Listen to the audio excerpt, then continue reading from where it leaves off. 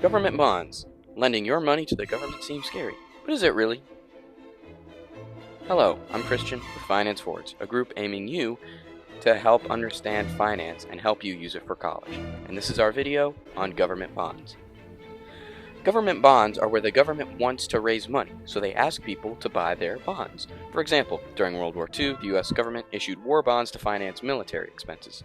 When you, the investor, buys a bond, you're essentially issuing out a loan to the government. From this, the government can use your money to fund different projects and in turn pay back more money than you give them. This sounds like a way to make infinite money, doesn't it? However, government bonds, while a really safe investment, have a low percentage yield.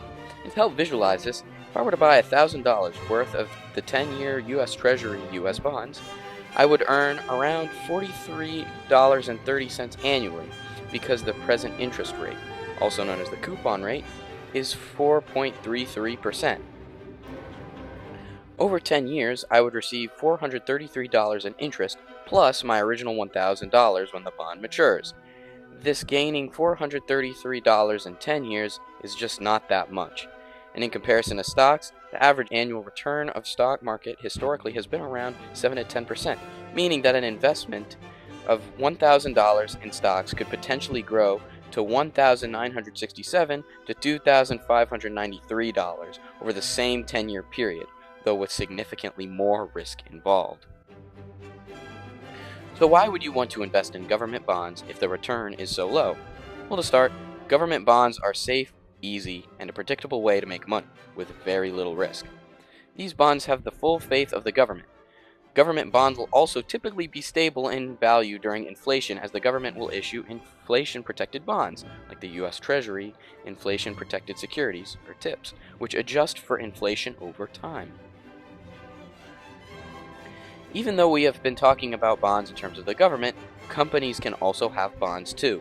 Corporate bonds are similar to government bonds, but it's important to understand the difference between them. One major difference is that the government bonds are much safer than corporate bonds due to them relying on the success of the company. For example, if a company struggles financially or becomes bankrupt, it may default on its bond payments, leaving investors at a loss, and this risk is much higher than with government bonds, which are backed by the credit of the government. Another difference is in liquidity. Liquid assets are things that can be quickly turned into cash without losing value. Government bonds are more liquid, meaning you can easily buy and sell them without depreciation.